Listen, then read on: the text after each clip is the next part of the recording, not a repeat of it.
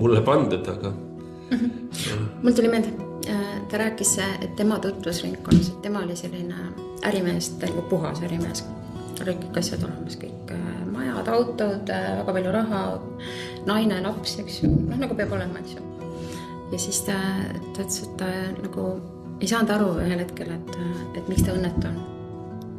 Tal on ju kõik olemas ja kõik inimesed ka ja sõbrad ja kõik ütlesid, et issand, et mis sul viga on, sul on nagu kõik, mida inimesel nagu vaja on elus on ja rohkemgi veel on ju, et kuidas sa õnnetu oled, et see ei saa olla võimalik on ju. Aga ta sees oli nagu kogu aeg selline tunne, et midagi on justkui puudu, eks ju. Et see ei ole, et see ei tee mind õnnelikuks, see elu. Et ma olen saavutanud absoluutselt kõik, aga ma ei ole õnnelik. Ja siis ta hakkas kirja panema, millal ta oli esimest korda õnnelik. Viimast korda õnnelik üldse. Ja siis ta hakkas mõtlema seal kirja panema neid ja siis ta avastas, et siis kui ta lava peal esines inimestele, siis ta tundis ennast õnnelikuna.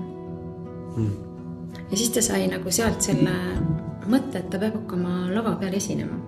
Aga siis ta veel ei teadnud millega. Tal ei olnud nagu üldse mingi psühholoogi tausta siis. Ja siis ta vist sattus kuidagi juhuslikult kellegi mingisugust jutlust või asja kuulama ja hakkas sinnapoole liikuma, hakkas käima siis erinevatel sellistel psühholoogilistel kursustel. Ja siis üks asi vist teiseni, eks ju, ja siis ta juba hakkas uurima seda kabalat ja sofismi ja siis ta käis konstellatsiooni õppimas, psühhoteraapiat on ju. Ja tänapäeval on ta siis üks Kasahhi kõige kuulsamaid psühhoteraapiote üldse. Et vaata kui äge. Ja siis ta ütles ka, et kui tema siis tegi päeva pealt lõppu selle äriga, siis tal tuli täiesti siuke plokk ette. Ta enam ei taha kõik, lõpetas selle äri ära ja läks ütles oma naisele, et nüüd on nii, et ma alustan otsast. Siis ta ütles, et tal vedas, et tal olid nagu nii mõistlikud vanemad ja naine, kes ütles talle, et okei, me usume sinusse. Saad aru, kui on nagu nii suur toetus oma pere näol olemas, eks ju. Et ta vanemad isegi ütlesid talle, et okei, poeg, kui sul on nii, siis on nii, vaatame, et me toetame sind igal juhul. Ja naine tuli ka nagu toetuseks. Aga tal oli muidugi see lüke ka, miks ta sinna üldse nagu sattus, oli see, et neil suhtes tekkis naisega mingi probleem seal. Ja naine ütles, et kui see ei muutu, siis me läheme lahku. Ja siis ta ütles, et siis ta nagu varises kokku kogu tema maailm. Ja siis ta hakkas nagu asju enda jaoks ümber mõtestama üldse. Ja siis ta läkski seda psühholoogiat õppima. Või üldse nagu uurima, et kuidas nagu suhete teemat üldse ja mida naised tahavad. Läks õppima, eks ju. Tegi endale täiesti selgeks, et millised on naised, millised on mehed. Aga siis sõprade poolt tuli täitsa plokk tuli peale, et sa oled loll, sa oled ära keeranud, eks ju. Ja siis ta hakkas tegema ka esimesi selliseid podcast'e või siis selliseid nagu hakkas grupi, selliseid nagu õhtuid tegema ja rääkima. Ja ta ütles, et esimesed 6 kuud tal oli meeletu vihkajaskond tekkis. Et elu pani ta nagu nii proovile, et selles otsuses on ju. Et ta sai tohutult vihkamist igalt poolt, sõprade poolt, tuttavate poolt, endiste töökaaslaste poolt, nagu kõigi poolt tuli sellist vihkamist, et lihtsalt mõtles, et et mis nüüd on ju.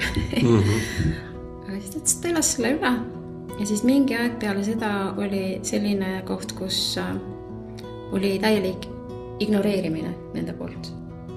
Need sõbrad, kes ennem nagu vihkasid, nad hakkasid teda ignoreerima. Ja see kestis tal ka mingi 3 kuud.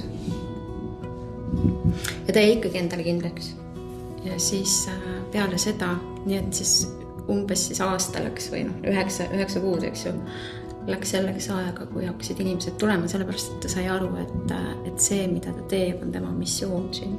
Et see on see, millega nagu ta loob väärtust siia ellu ja saab nagu inimestele pakkuda midagi. et ta ei panna nagu seda raha sinna esikohale, vaid just selle, et ta saab nagu anda inimestele endast midagi. Ja siis hakkasid inimesi tohutult tulema, et tema esimene selline suurim esinemine vist kuskil oli, ta ütles, et 700 olid registreerunud, kohale oli läinud 500 inimest. See oli esimene. Ja siis ta ütles, et ta sai, sellel hetkel ta sai aru, et see kõik oli ennem seda nagu eksam. Kõlab loogiliselt. Et kas jääd kindlaks enda sellele otsusele, eks ju.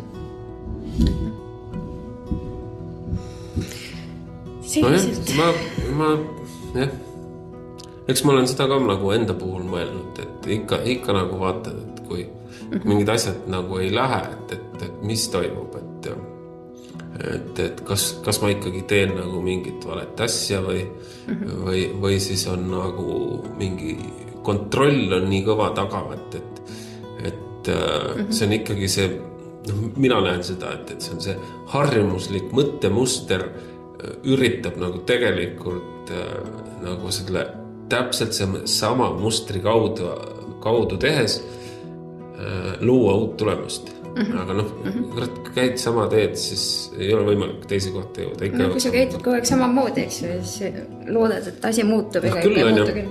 Sai sinna Hispaaniasse mindud, aga Hispaaniaga seoses ma saingi nagu selle taipama, just enne rääkisime sellest, et mida sõbrad nagu arvavad, et kui ma nüüd täielikult muutun. Ja siis ma läksin Hispaaniasse, aga nemad ju mind ei tundnud varasemalt. Ja siis ma hakkasin nagu rääkima ja olema sellised, nagu ma tahan olla. Ja mõtlengi, 3 mõne nädalaga või. Ma juba muutusin nii omaks inimeseks kõigil. Mind võeti nagu nii hästi seal nagu vastu, et mõned imestavadki, et kuule, halloo, et 5 kuud olid Hispaanias ja nüüd sa räägid, et sul on sõbrad, kes sind nagu tagasi juba ootavad. Ja mis mitte. Et mingi loogika koha pealt tundub, et inimesed nagu ei tunnegi 5 kuuga piisavalt, et nüüd mingid headeks sõpradeks, aga minul nagu see tekkis ja sealt ma sain nagu mõtlesin, et järelikult mida rohkem ma olen mina, seda kuidagi lihtsamalt inimesed võtavad vastu ilma selle nii-öelda rollita, eks varasemalt oli ikkagi mingisugune sobitumine või mingisugune jah, püüad olla nagu keegi teine, eks. Selle vist tajub ikka kogu aeg iga inimese puhul ära, kui inimene püüab mängida kedagi teist. Ma arvan, et see tekitabki inimeste vahel seda distantsi kindlasti. See on hea point, see on ka nagu ma seal Hispaanias nagu tajusin nende esimeste kohalike eestlastega. Siis ma vaatasin nagu ühte, vaatasin teist ja siis tekkis see, et see ei ole ju tegelikult, kuidagi tundsid ära, et see ei ole ju tegelikult selline. Just. Ja vaata see konstellatsioonis asenduses käimine minu arust väga palju arendab seda. Nojah, muidugi. Et mida rohkem sa nagu julged seal asenduses nagu vabaks lasta, seda rohkem sa tajud. Ja seda rohkem sa nagu igapäevaelus ka nagu tajud teisi inimesi, eks ju, et sul saab see ka harjumuseks juba, et see on minu jaoks juba normaalne, eks ju. Ja siis sa nagu tajud kohe ära, kui inimene suu lahti teeb, et kas see, mida ta räägib, on nagu tõsi. Kohe saad aru, et pildil on midagi valesti. No see võibki olla seega see, et miks ma tundsin, et ühel pool naisterahvas siis tekkis nagu see siukene, aga see oli ikkagi kuidagi nii, et nagu teadlik tähelepanu viimine sellele, et siis mõtlesin, et oota, varasemalt sa lased nagu selle kohe minema, et nagu meil on siuke, et järelikult see on mingi põhjus või ma ei tea, kas me üldse analüüsime seda, et nüüd on nii kuidagi imelik, aga et siis kui teisel pool, nüüd on palju parem kuidagi olla. Et see on huvitav. Tuleb hakata jälgima lihtsalt, olema rohkem teadlik sellest teistest inimestest, kes istuvad ka sinu kõrval, eks. Kui tekivad mingid järsku mingid tundeid või mingid emotsioonid, siis kindlasti on.